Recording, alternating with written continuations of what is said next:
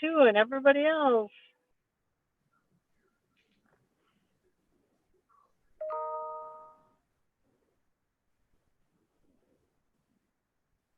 We'll wait just a few minutes here.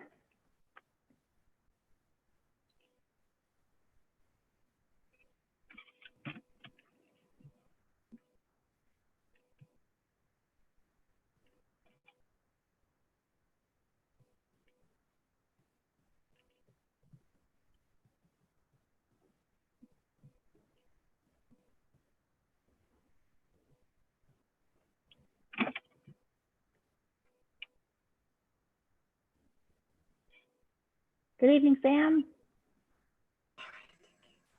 Hello. Hello.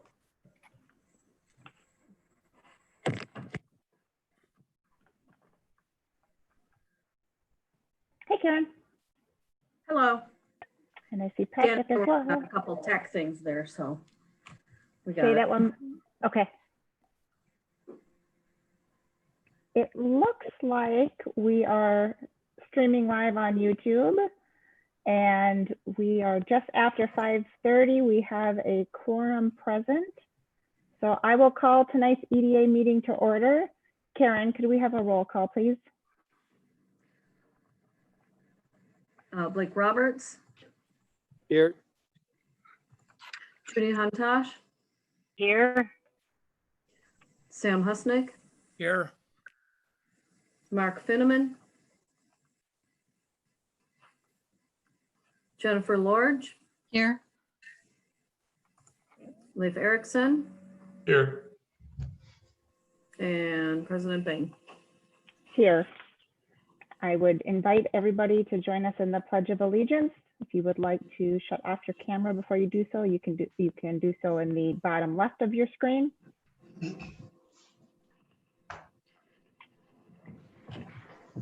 I pledge allegiance to the flag of the United States of America and to the republic The Republic for which it for which it stands, one nation, under under God, God, indivisible, indivisible, with with liberty and liberty justice and for all. justice for all.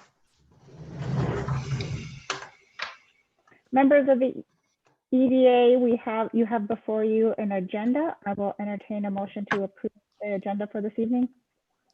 I move we approve. I'll second it. We have a motion and a second. Karen, could we have another roll call, please?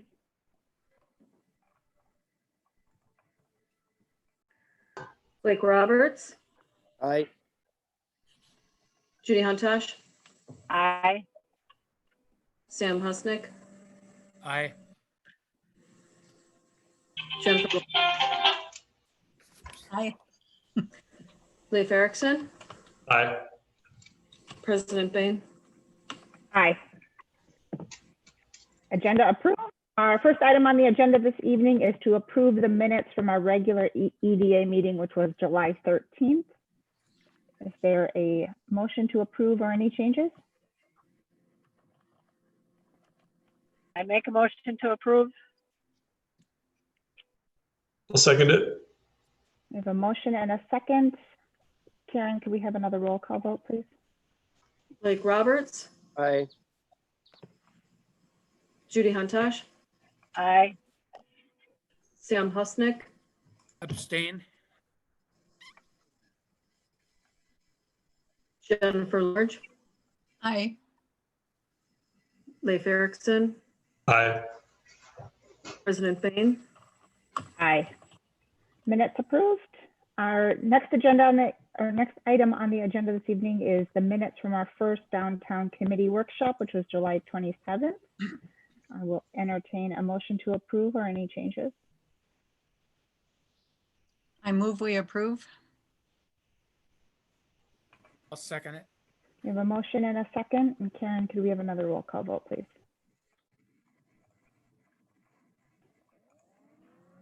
Blake Roberts, Abstain. Judy Huntosh, Aye. Sam Husnick, Aye. Jennifer Lorge, Aye. Leif Erickson, Aye. President Bain. Aye. Minutes approved. Next, moving on to our more substantive portion of the agenda. We have our first discussion item this evening is our 2021 budget. And Dan, are you walking us through this? And you're on mute. Sorry about that. It's getting back to Zoom controls. I forgot about the mute button. So, President, members of the EDA, we're here to talk about the 2021 budget. Kind of had this broken down into two sections on the memo that was sent out. You kind of see, we'll start by just looking at the 2020 year to date, and then start out by looking at 2021 and kind of comparing items that were on the 2020 work plan, items that potentially could be on the 2021 year over year, and then solicit feedback to make sure that's in alignment with where the EDA wants to go in 2021. I did send out earlier today the year-to-date figures on the EDA budget, so everybody should have gotten those emailed out earlier. But I'll also throw them up on the screen here just to make sure everybody can see the figures that I'm referencing here. Can everybody see the year-to-dates on the screen? Mm-hmm. So what you see here, this is just basically the budget numbers for the EDA broken down. In the left column numbers is 2019, so that's the activity that we did in 2019. We have the 2020 original budget numbers, and then the 2020 activity.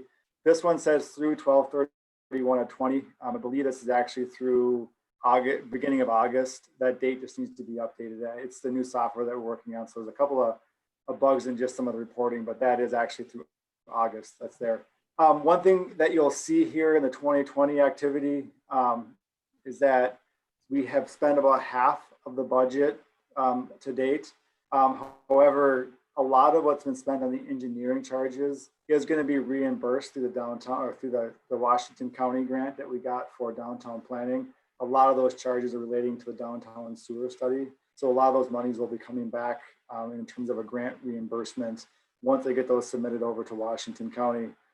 I think kind of the key thing on the activity to date here is to note that I think part of the reasons why our expenses are so low is the significant impact of COVID. A lot of the activities that we would have been engaged in April, May, June were placed on hold due to the fact that we kind of had to retool and pivot a little bit during those months based on COVID impact.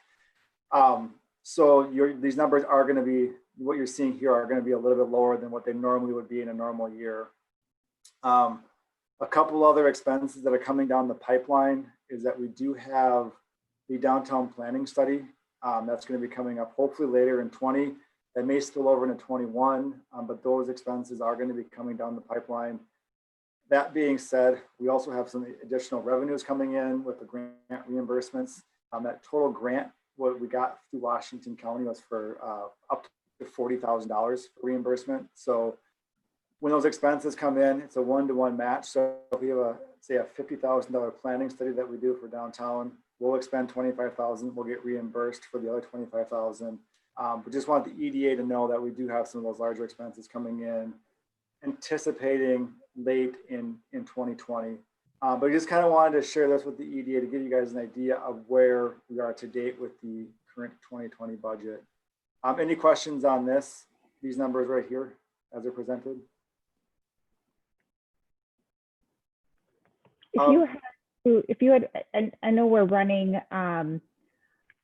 later than we expected in the timing of these expenses, but if you were to take a stab at where we were going to end the year, do you think we're coming in close to the 50, or do we still have a fairly sizable margin unspent in 2020? If I had to project out where we are right now, I would say by the time all the revenues come back in and offset those expenses, there's going to be a little bit left over. There's going to be probably, rough guess, 10 to 15,000 that's there. Some of these numbers in here, so if you look at publishing and ads at 7,000, a lot of that was related to trade show, which is based on hold right now. However, the conversation has been to repivot those monies and reallocate those to the chamber expenses. So there's an offset there. The contract services is the one that we are going to come in lower on. That's where those new tracks expenses are currently sitting. And right now that service is on hold due to COVID. So those numbers are going to come in lower this year. The miscellaneous one, this is the wild card one, just because I don't really know what the total number of abatements we're going to get this year. I'm anticipating not seeing a big rush of them, but you never really do know. It depends on what projects take place downtown between now and the end of the year. So if I had a take out a crystal ball and predict where we're going to be at the end of the year, I think we're going to come in under budget. And that brings up the point here where you see highlighted over here, the EDA fund balance. We currently have a fund balance of 192,996. That was based on the end of 19. Year over year, that balance went up, I think, approximately 30,000. If I look back at where we were this time last year, the fund balance was right around 160. So we are seeing that fund balance start to grow. So if we do have in 2021 the opportunity for some additional projects to come online, we do have fund balance that could take care of those one-time expenses moving forward. That makes Any other questions on kind of the year to date? I'll stop the screen share here just for 1 second.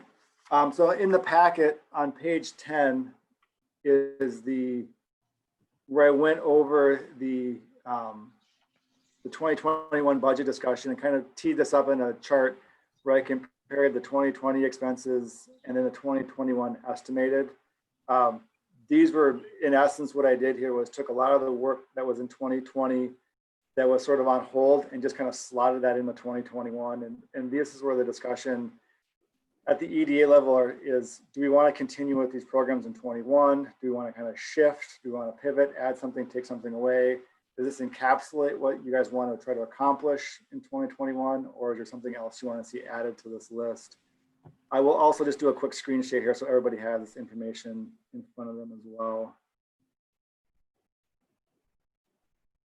So here again is that year over year comparison. One big piece of this puzzle that's not going to be in 2021 is that we did complete the downtown infrastructure study. So that's not going to be here. So what I did when I looked at 2021 and prepared this estimate, I did increase the downtown committee's, earmark up to 20,000, just given the fact that with that committee up and running, I would anticipate some expenses coming out of the downtown committee in 21. I also moved the marketing materials line item from a separate line item and just combined it down in the trade show marketing collateral since it seemed to be a better fit down there. When you do look year over year, you're seeing these totals are fairly close. I try to keep them as close as possible when I went year over year. But again, the kind of the decision points here, does this kind of encapsulate what the EDA wants to do in 21? Or is there something else you guys want to see added to this list as we start to look at really getting those numbers for 2021 fine-tuned?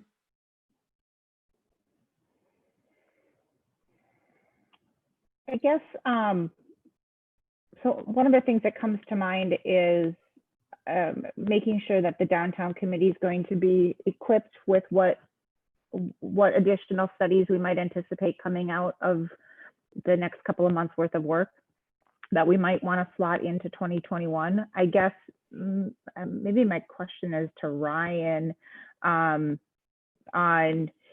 with the specific to the downtown group, with the studies that have been done, helping to look around the corner on what might be next. I know parking comes to mind. And there's a host of other studies that we may want to fund. I don't know if you have some specific guidance on what should be slotted for 2021. I'm not exactly sure what a parking study looks like, but I think some funding set aside with an estimate would make sense. And I'm open to other suggestions as well from the group. That maybe we would start though specifically around additional funding that might be required from the downtown group. I'll just add that it's the downtown sewer study. The actual study itself has been done for some time now to have a viable option to deal with the bottlenecks in the future on the south end of the system. We've spent a number of field trips, getting real invert elevations to avoid having to do the simple solution, which was to drop in a lift station and then force main it over to where we got gravity. So through all that field work, we were able to find a line that could allow us for gravity in the future. So that's what slowed that up. Actually, as we were just talking here, the draft final report was just emailed to me, taking into account for all that stuff. So we've already discussed this study with city staff, so they knew what we were exploring. Public Works was just adamant about not adding another lift station, and thus then we needed to do field work based on some of the record plan data is from the 60s and 70s. So just different datums and equipment between then and now, and so we just want to make sure what we were going to show as a solution in the future was actually something that could be accomplished.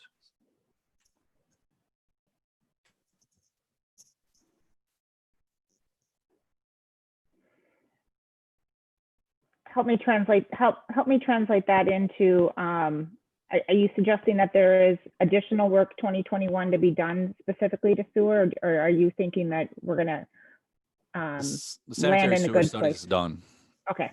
So based on the current zoning that's been changed, which significantly increased your guys' density Mhm. and land use, until we get to the later end of development, our bottleneck is really down. I can't think of the roads right now, but it's in the south end of it where we'd be able to run gravity parallel with 61. But that's something that, we're talking 30, 40 years probably down the road when we'd even consider that capacity issue, and or in conjunction with the MnDOT 61 reconstruct project. Mhm. So that's why we wanted to nail down an alternate route, or a route that would be, utilized in the future. So MnDOT decides in 15 years to reconstruct 61, that's when the city should start trying to allocate funding towards something like that. So that'll be all done this year. The other thing that we've started that is going to directly relate back to development is the downtown stormwater study to talk about regional stormwater stuff like that. So some of that field work is going to start going here, and that's just really in the beginning works of that study, as the watershed just recently approved a joint agreement which is sharing some funding towards that study. So that's in progress too. The water study, we're not concerned. We have a relatively decent water study that was completed in 14, 15. Every 10 years we got to go through some other water stuff through the Minnesota Department of Health. So that's, we know we got the capacity there, so that really takes care of your utilities. It's your user and functionality of what you guys want to be looking at, or services being provided. Your thoughts on the timing for a parking study? 2021, hold it for a future time frame. I always have a chicken and egg question on, do you do the parking study first, or do you let the development ideas come to the table and then do a parking study? Do you have any guidance? Now, with the current conditions that are going on, a parking study, you're not going to find accurate results to what was happening 2-3 years ago. Even on a lot of these big transportation projects, we're not getting the traffic that's previously been recorded. So what do we design to, or what do we forecast to?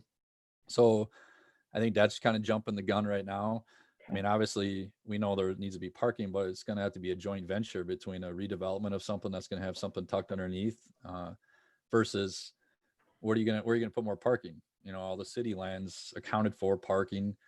The land you want and want to get a hold of is on private property. So I guess what I would suggest to you guys to do is grab a hold of the agreements that White Bear Lake just did with that facility there down there in their downtown, to see how they came to a joint partnership that led to the public parking with the private use, and get familiar with that stuff. So when those opportunities do come forward, you're able to talk with the developer about those, but then also have something to kind of provide some framework in your discussions with those two developers.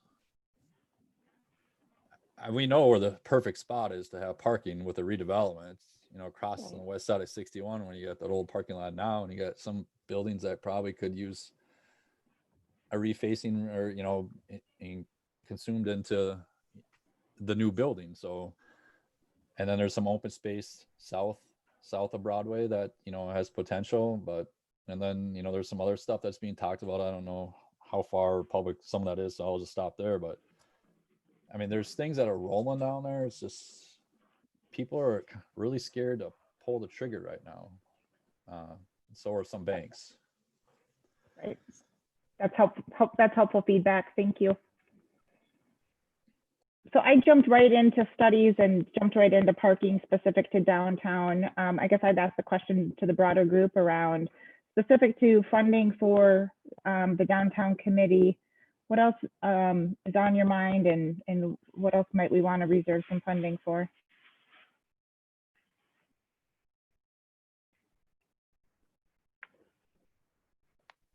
Can I ask a question? This is more to the bigger budget of the city in general. Do we have some projections or what staff is recommending for an increase, or what it's going to be at for this year as a whole? Yeah, no, we don't yet. We're finalizing the budget. Hopefully by the end of this week, because our first budget session is Monday. So we're getting close, but we don't have a number I can give you yet. Probably on Monday, we'll give you an estimate on what that's going to be. Oh, okay. So with that said, I mean, if we have that 192,000, that's nice to have for if something does pop up. I think what Dan's proposing here seems to make a lot of sense, a really good number in my opinion. That's good feedback. I've got a question. If the downtown committee comes up with a need for funding for a special project, is it a matter of just going to the EDA and moving it out of our funds and approving a special project?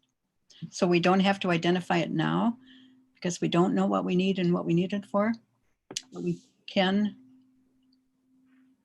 Yeah, I think if you have new projects or a need that, since you have a fund balance, you would just go back to the EDA and then the council to shift those funds and to earmark those funds for whatever that's going to be. Out and use fund balance would be our option if I think if there are things that we know now, certainly let's get them earmarked and dedicated, and then otherwise your option is fund balance if it's not dedicated as part of the 2021 budget. And one thing just to bring forward too on here is like a couple of these items, such as a trade show and marketing collateral. If trade shows don't come back online in 21, there's 5,000 that can go somewhere else too. I mean, that's what happened in 20 is that with trade shows being sort of put on hold for all of 20, the need to get trade show materials and, trade show booth done in 20 kind of took a back burner seat. But if we look at 21, and obviously it's a long way out, but if it's still predicting that trade shows aren't coming back online, those funds could get reallocated for something else as well. So, I mean, there's some movement within these estimates that, if we see a big need on the downtown committee, there's stuff that within the current 21 estimates that could get shifted around as well. I know through some of our downtown committee conversations, whether it was, part of the official launch or some of the pre-work we had done, it seems to me there was some low-hanging fruit that was identified of things that could get accomplished or things that should be addressed, like lack of bike racks in the downtown area. We've heard a couple of times how people drive by Forest Lake and they don't realize that, Forest Lake is a little bit off the interstate. Is there some things, like signage out there or bike racks that we should potentially put in the budget to just address and start making some headway on some things? I mean, that's a good point. I mean, you're right. There has been identified some low-hanging fruit, and I think right now, within the absence of not having the committee really get behind and really develop, kind of what that first work plan was, which is unfortunate. Had we started in March, I think this downtown number would have been a lot more locked in than we just started this, a couple of weeks ago. So some of those items are still going to be up for discussion and, kind of figure out what does rise to the top there, which is why I try to increase the amount by something I thought would be relative to what would actually be spent in 21 without actually just throwing a total pie in the sky number in there. But if we get a lot of movement behind the downtown study, and we can definitely shift that number or, reallocate stuff as we move forward. or if we find a great study or a great one-time expense, you know, we need to dip into fund balance, we can do that as well to cover 21. So I think to your point, Leif, about, you know, can we bring on some of that low-hanging fruit? I think that 20,000 can definitely be used for that as well. It's not just straight study, right? State study money right now. It's going to be kind of whatever comes out of that downtown group as we start to develop that work plan and start to get some momentum behind projects in that group.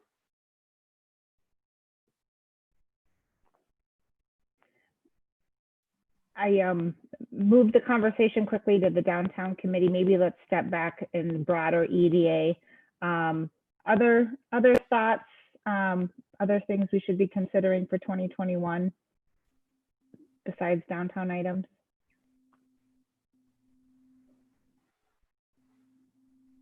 It's a small item on the budget, but I think it's worth additionally some discussion. Are we still budgeting new tracks out of EDA? It is, yep, correct. It comes out of the contract services, so it's right around $18,500, $19,000 a year comes out for new tracks. And that program's currently on hold, right? Yeah, I believe they put it on hold in March, end of March. We haven't seen a bill from them, so they have not been running it due to COVID. So we're not actively in the market right now with new tracks. Okay, I know it's not a huge dollar item, but I would advocate that we at some point consider moving it to council budget instead of EDA. It has, in my opinion, marginal EDA impact. It's more of a service we're providing than for reasons other than economic development. But it's not huge dollars, and so I don't mind that. You know, it's not a huge deal if it's 2021. But at some point, I think that should kind of get redirected into council somewhere or into the general fund somewhere else.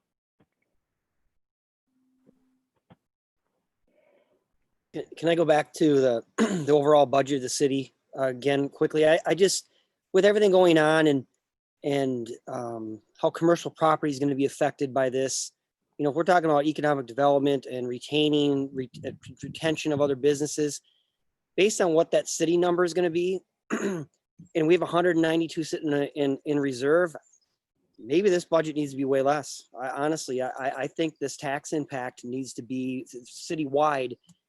There needs to be probably some cuts for survival for some of these businesses. And until I know that number, it's tough to really make a hard decision on whether or not this is good or not. I wouldn't go any higher than this, but maybe there's some opportunity to lower it just to help the impact on businesses and of course residential too. But I just think, who knows where this is, we don't know where this is going to go. This coming into winter here, this thing could come back and just be a complete nightmare for all the businesses like it was back in March and April. Agree. I think that's prudent, and I also appreciate your perspective on keeping an eye on the overall city budget. This is first pass, and so certainly wanted to get some input from EDA, make sure that we are well equipped for what we want to do in 2021, but certainly need to take the broader city perspective as well. That's good feedback. Mara, if you don't mind. Sam, absolutely. Go ahead. Does the CARES Act have any influence on what we're trying to do here? I mean, it's, you know, we did collect some CARES money, and so can that be figured into any of these equations with the EDA and all that?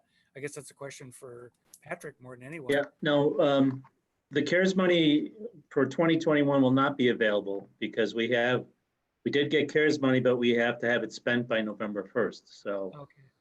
Unless there's, you know, we're still working on what we can spend that on, what kind of programs we have, but for 2021, it'll be unavailable unless the Congress does something different. Yeah, okay. All right. Well, thanks.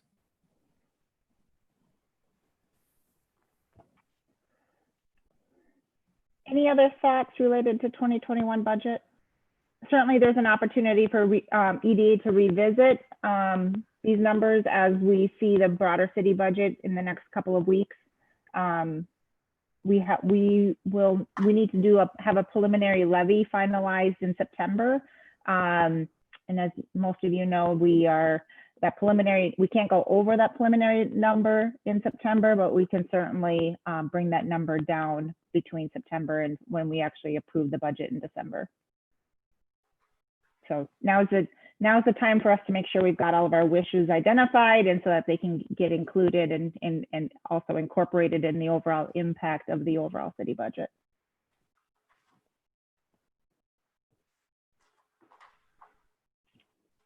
All right, Dan, anything else you would like feedback on this topic? No, I think that kind of, gives you enough to go on and really start to put those numbers together. So I'm good. Okay. Anyone else before we move on? All right. Next conversation for this evening is another round of update and conversation on the BR&E. To Blake's point previously, this could be a very important program as we roll it out here in the fourth quarter, and certainly planning into 2021. Dan, do you want to take us through the next steps of that conversation? Yep. President, members of the EDA, here just to kind of give you the next level of conversation on the BR&E program. Kind of want to go over the outline tonight of what the actual program will look like. Review the goals. I did go back to the feedback from the last meeting and drafted some goals. Go over the outline, like I said, and then kind of the main discussion point tonight is to start to assemble the list of businesses that we want to make sure that we get included in the visit list. So we don't need to get all of them, but just to start to get the ones that we want to make sure that we get out and visit as part of our survey work. So if you go to it's on page 24 of your packet. I did, and I'll pull this up on the screen here as well, just for people on the packet readily available.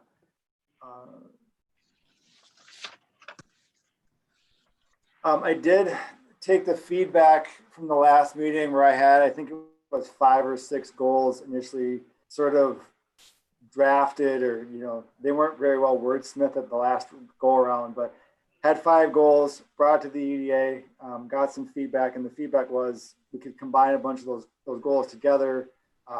Recommendation was to establish 3 goals for the program. So I did take that back and kind of combined what I could combine and did a little bit more wordsmithing to them and came up with these 3 draft goals here. I'm just looking for feedback on these to make sure that these are on alignment with how the EDA views the program, the BR&E program. So the first goal is to demonstrate support for local businesses and assist them with the challenges brought on due to the COVID-19 pandemic. The reason why I included COVID-19 there is I want to make sure that when we go forward with this, that we are consciously trying to capture what the impact is in this study, since that's one of the main reasons why we are doing this. We are doing the retention focused. So I wanted to encapsulate that within one of the goals. The second goal, to proactively establish communication channels between the City of Forest Lake, the Forest Lake Chamber of Commerce, and local businesses in an effort to educate businesses on local assistance programs. And then the third goal is to gather data to better assess factors influencing the community's economic conditions and use that data to guide future policy development. So those are the 3 that I kind of brought back together to start with to establish a goal set for the BR&E program. And right now I'd like to stop this to make sure and get some feedback to make sure these are in alignment with what the EDA was kind of thinking that the goals of the program should be.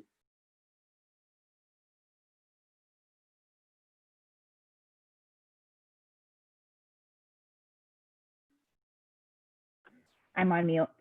Any feedback? I know we had previous conversation on this topic and had given Dan some edits. Has he captured our intent? Any other feedback items?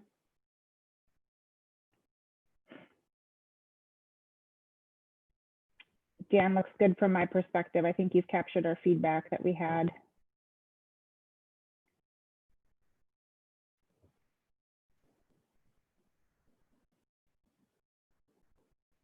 But if anybody kind of after this realizes that, they don't like the way something was worded, feel free to reach out between now and September. We can make some drafts on there, but it sounds like these are in alignment with where the EDA wanted to go. So I'll use these as I start to draft out the program documents. what you see in your packet is sort of the overview of the BR&E program. And what I did here is this will become part of the program file. So when we look back at this down the road and say 5 years, we can actually kind of look at, try to capture why we started the program, who sponsored it, business selection.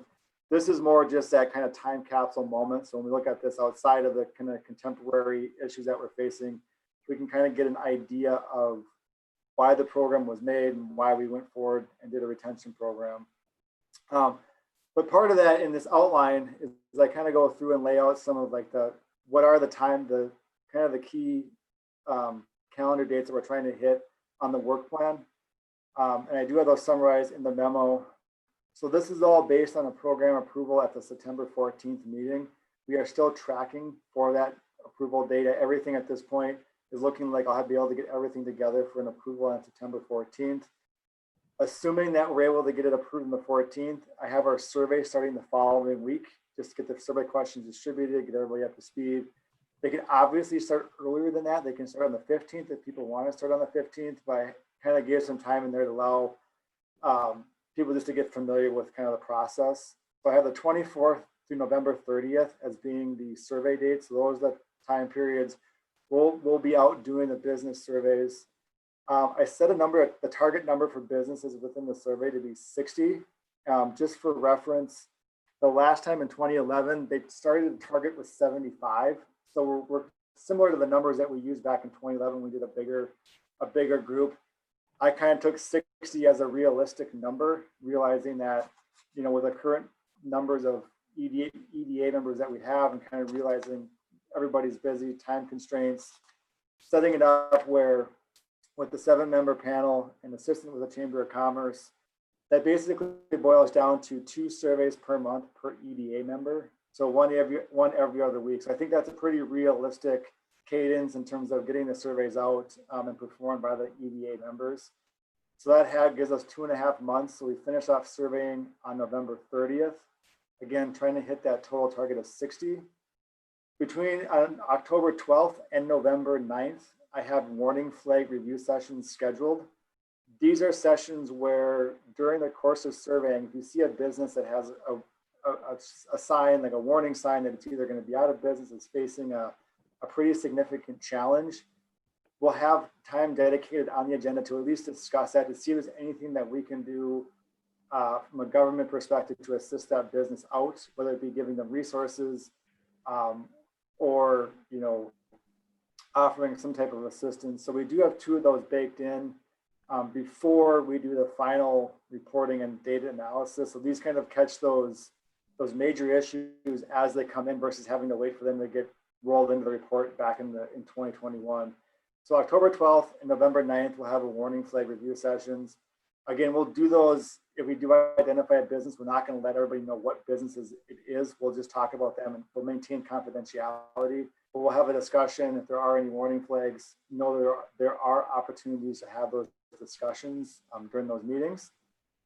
The survey data analysis and report drafting will take place in December. So we'll get the final surveys done at the end of November. That data will come back. I'll start to roll up that data and start doing the data analysis and draft the report in December of 2020. The goal would be then to release the report back to the EDA in the first quarter of 21. That reporting back could be kind of dependent on what meeting that's going to hit. It's going to be depending upon how quickly I can get through the data analysis portion of it. But I'm leaning towards probably in January or February. I think I can turn the report around relatively quickly. Looking at the kind of the smaller survey set that we're doing, it shouldn't be it shouldn't take that long to go through into the data analysis portion of it. So you'll have the report back in the first quarter of 21. So that's just some of the draft outline of the kind of the key calendar dates we're going to hit here with the BR&E program once it's up and running. But the main discussion point for tonight is to talk about the business selection. So what I'm looking for here, if there's any businesses at the EDA, we want to make sure that we encapsulate, that we hit, that we have included in this survey. Now it's time to make sure that we get those on the list. And to kind of at least help guide that conversation, I did pull a 2011 list and put it in the memo. I'm fully cognizant of the fact that some of the businesses that are on this 2011 list are no longer here, have moved, but kind of wanted to see what, wanted to show an example of what that survey looked like back in 2011.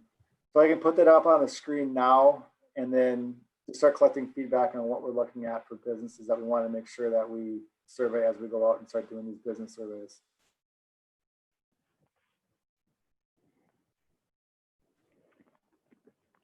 Hey, Dan, before we dive into this business list, can we talk a little bit more about what the plan is for the warning sign, the red flag? What did you call it? Did you call it the red flag sessions?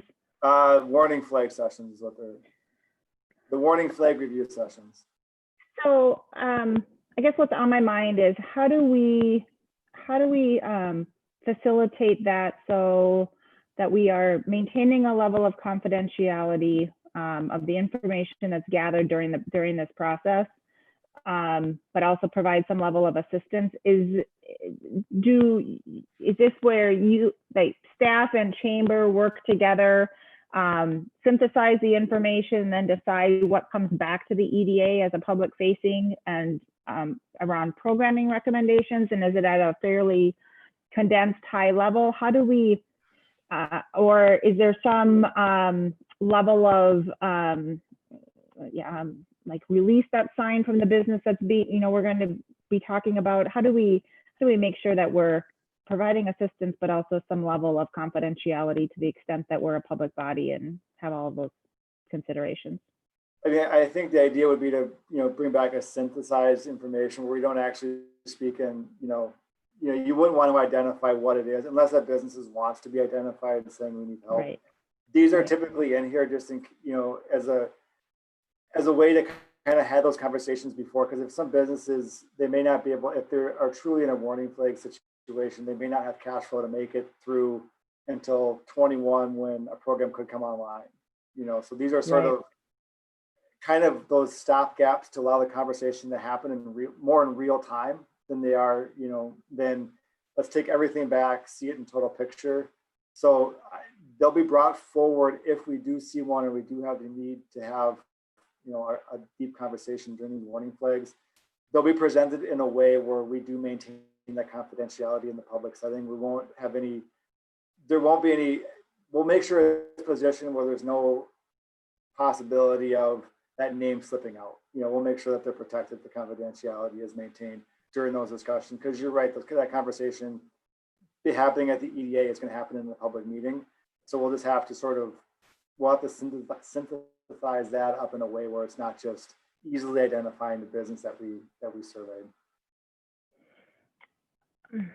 Some of that, and also to your point, is some of the activities of the EDA and the activities of the BRE program is going to be a longer duration, right? And may not even be of much assistance to somebody who's in an emergency situation. So to that regard, to the extent that we are just referring to other services, for example, if the Open to Business program can be helpful in perhaps providing some guidance and renegotiating a rent or a lease, for example. Does that kind of happen outside of the purview of the program, where I'm just trying to picture what we're bringing forward in those sessions where we're able to provide some meaningful assistance other than, gosh, we're really sorry this is happening to you. We'll have a program online in 9 months to help. I'm just trying to balance the practical considerations. If we do see something where that could be definitely slotted in with Open to Business, or there's an existing program, we'll try to take care of that offline. We'll try to address those issues for. I think where these come in, if we're seeing, the need to maybe do a quick policy adjustment, or something to that effect, we can have that conversation at the EDA. But if it's individual and where there's already resources that are out there that we can slot them over to, that's a better fit, we'll make sure that they have those resources available to them.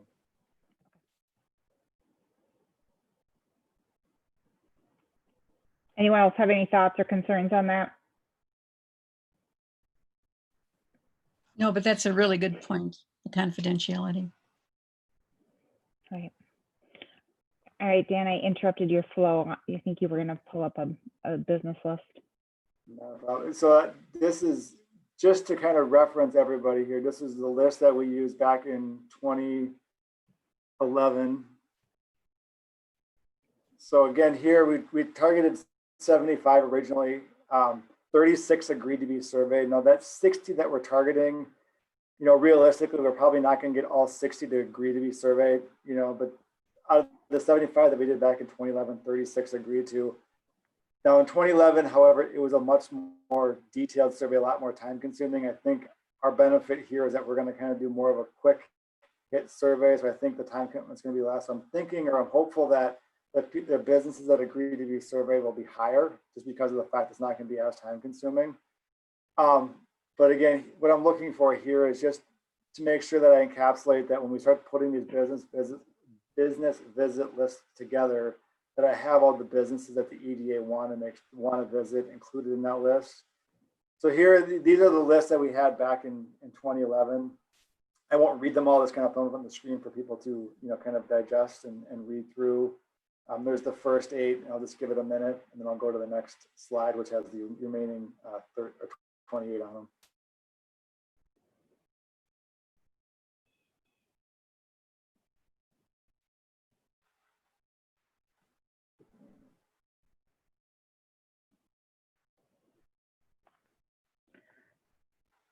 Something that just stands out to me is, and maybe we sent the invites and it was declined. I would like to see more professional services or services in general. So I think, you know, realty, law firm.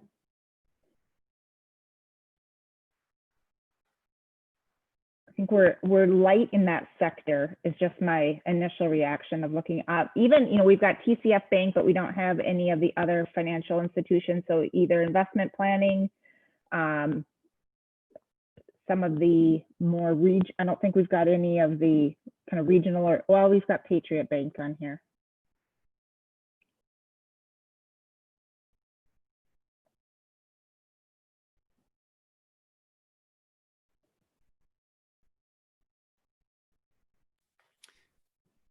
Mara? Sam, go ahead.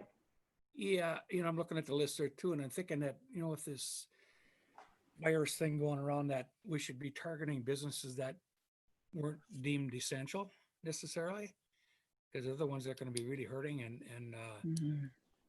if That's there's good anything, feedback. I think we should maybe focus some of our efforts toward that. Maybe Walmart's doing okay. Is that your feedback? Exactly. If I could put words in your mouth, yeah, that would be my feedback. Yeah. Yep. And you know, the liquor stores are doing okay and that kind of thing too. You know? Yeah, they are. But it would be nice to really see if there's anything that we can do for those folks by, and of course that survey is going to help us with that. So. Right. I with that eye in mind, I would also, well, I was going to say a focus on more local or independently owned restaurants. So I see Famous Dave's on the list, and maybe, I don't know if that is a local franchisee. I'm open to having a local franchisee, but to the extent that that's a corporate store, I would prefer to stay away from corporate owned stores and focus on locals. I was going to say focus on or make a priority those newest businesses that have opened, you know, in the last 3 to 5 years. That's good feedback too. Yep.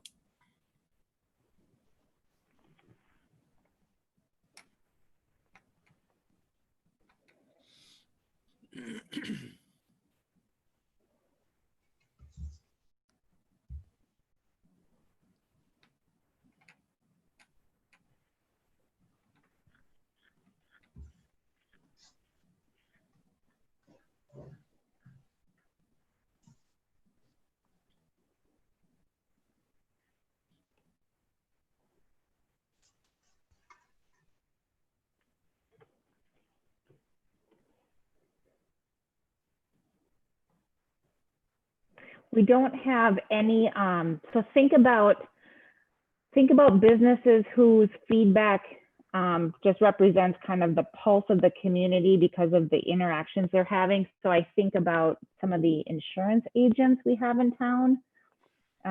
They're, certainly they have their own business feedback, but certainly they also are great just conduits of feedback of how is the community doing overall. The realtors would have similar types of feedback. And the investment bankers, the investment institutions.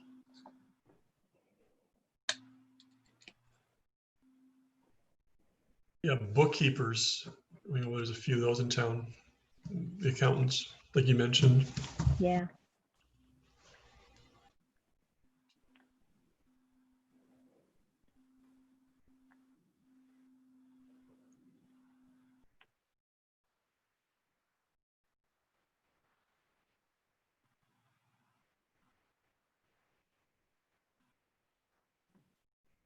Nan from the chamber would have good input here too. She's really on the pulse of the majority of the businesses in the chamber.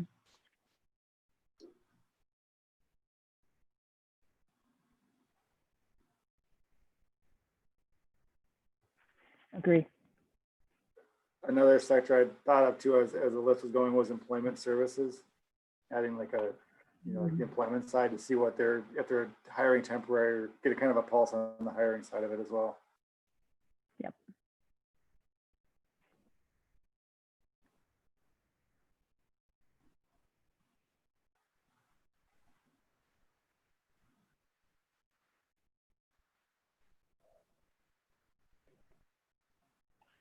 Any other segments that we see are missing or business types that we think we should target, or obvious, just specific businesses that should be on the list that aren't?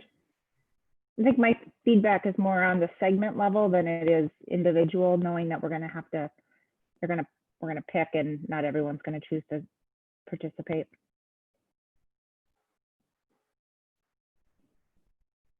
The sector level conversation was helpful, at least making sure that we, grab businesses from all the different sectors. So that is helpful. What I'll do is I'll try to go through and find representative businesses from within each of these, and that'll be the basis for the list. I'll get brought forward in September, and we'll get them assigned out to the EDA members at the September meeting.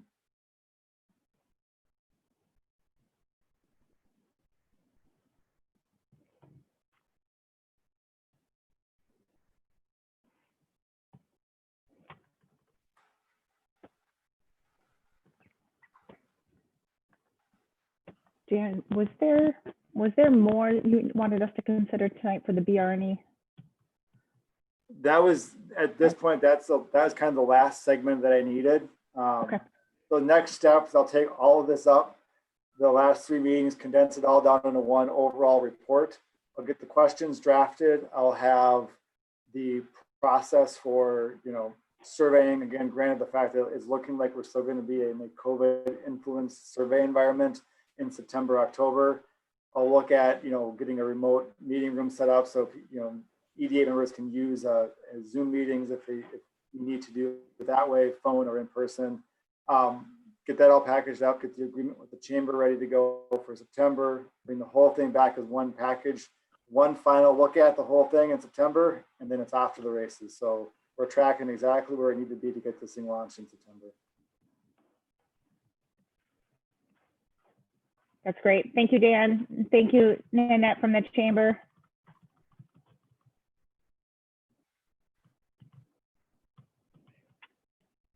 All right, with that done, we do not have Christine from Washington County update this evening. I have an update from him. I'm glad you do. I was just going to ask. Go ahead. Yeah, so I spoke with Chris earlier today and I asked him if he had any, he told me he wasn't going to be able to be in the meeting tonight, and I asked him if he had any update that he had for the group. He wanted me to mention that Washington County's CARES Act Small Business Relief Fund application went live today. And he wanted me to share that link out with the group. So I just put it in the chat feature. I'll also email it out to the group.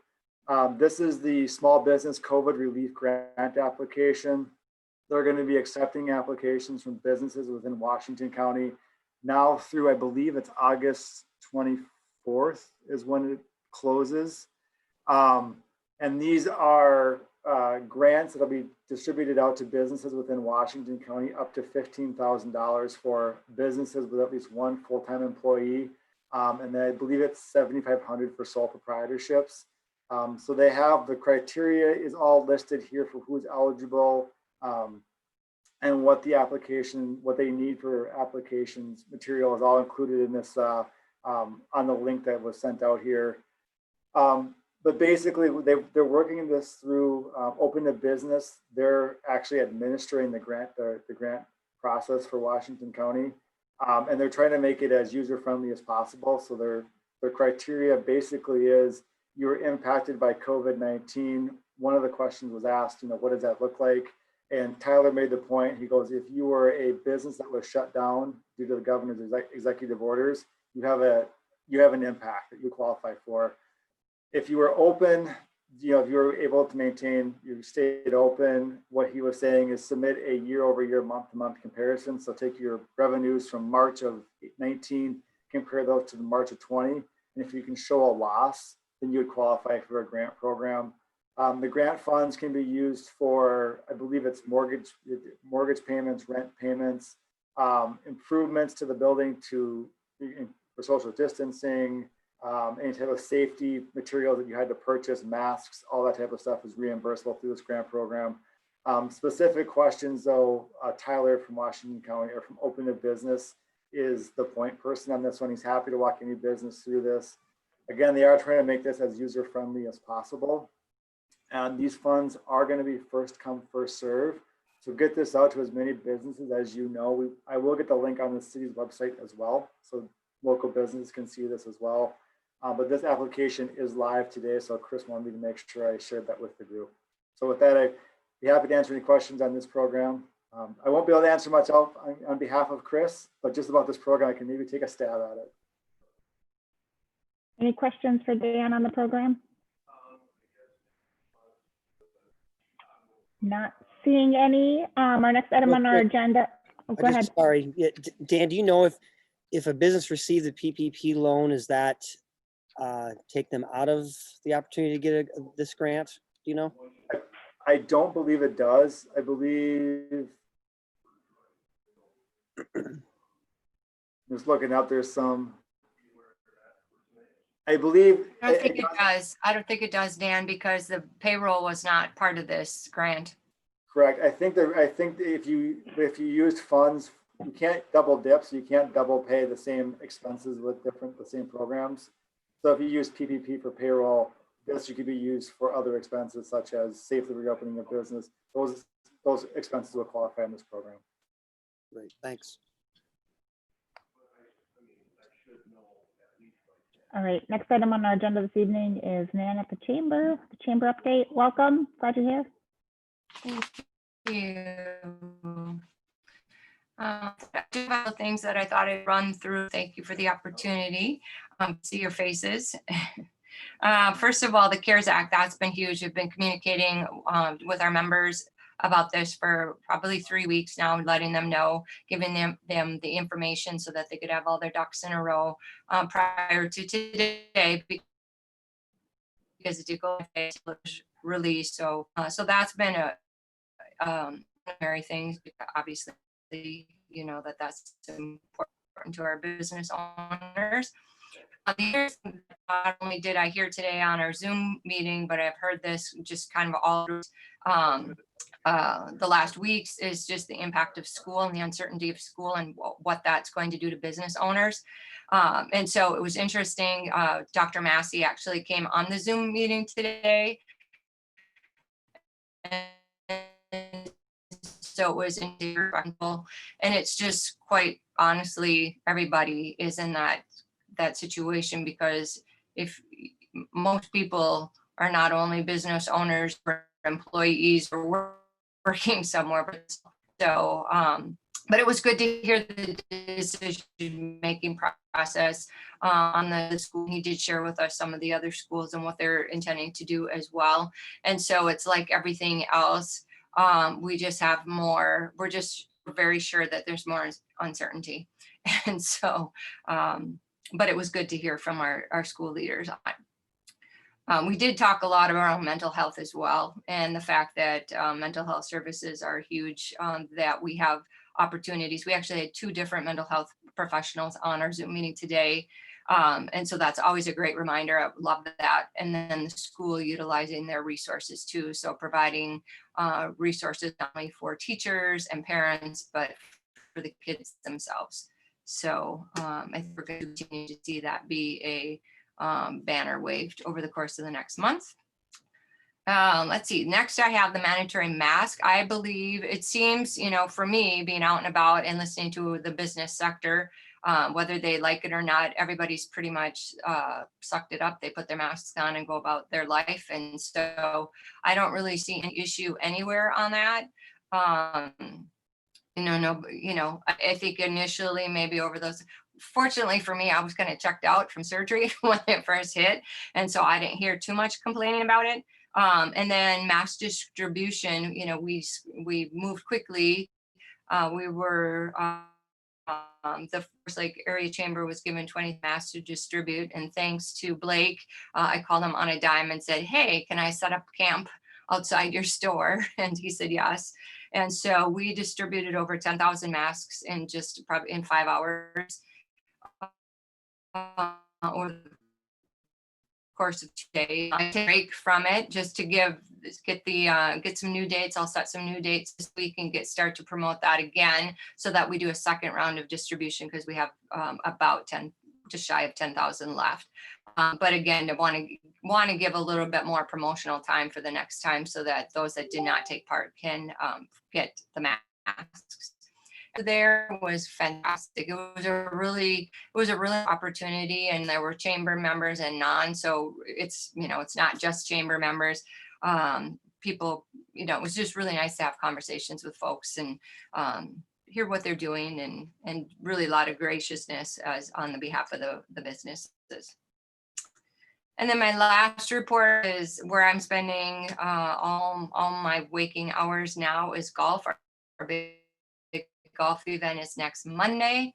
And I think of as just shy before this meeting, I got our last team of golfers as far as golf, and met with a golf course again to go through all of the stipulations of what we can do and not do, and make sure we're compliant out at the golf course.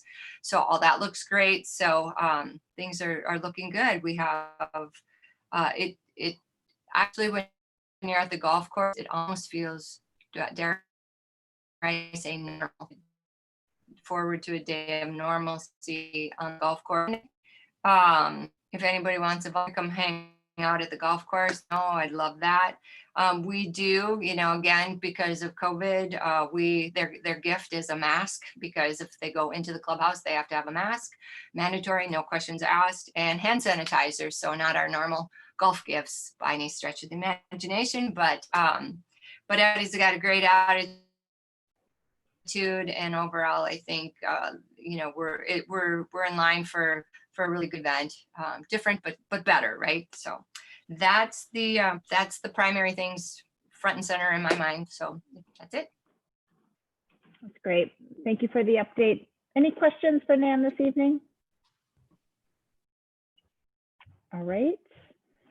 We are at the end of our planned agenda for this evening. Just a quick reminder that our next EDA meeting, which is 2 weeks from tonight on August 24th, we have the second meeting of the downtown group.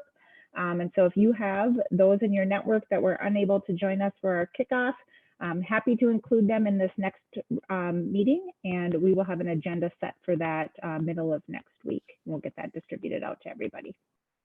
So just a reminder, and that will be our recurring time. It will be that fourth Monday at 5:30. And so we will be down to one EDA meeting a month, and then the downtown committee taking up that second planned EDA meeting of the month.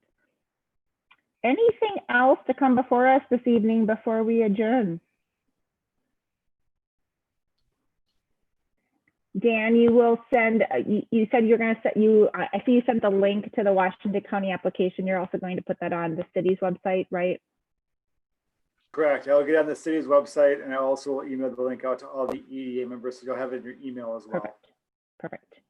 And I know the chamber's done some nice promotion of that as well. So, okay, good. Want to make sure we're getting that out there. Can I make mention of one additional item? You sure can. Another thing that they talked about from Washington County is there are grant monies available for mortgage relief and renters relief as well. As you're working, if they're in hardship, I think it's important that we get that message out as well. Agree. Good. Thank you for that. Mhm. Not having anything else before us, I will entertain a motion to adjourn. I move we adjourn.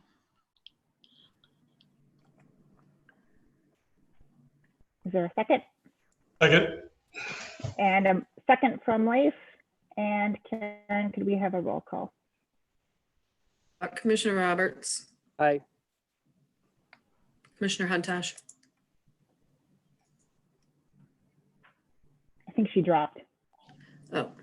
Commissioner, Councilmember Husnick, Aye.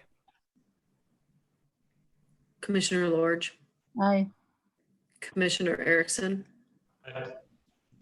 President Bain. Aye. Thank you, everybody. We're adjourned. Have a good evening. Good night. Good night.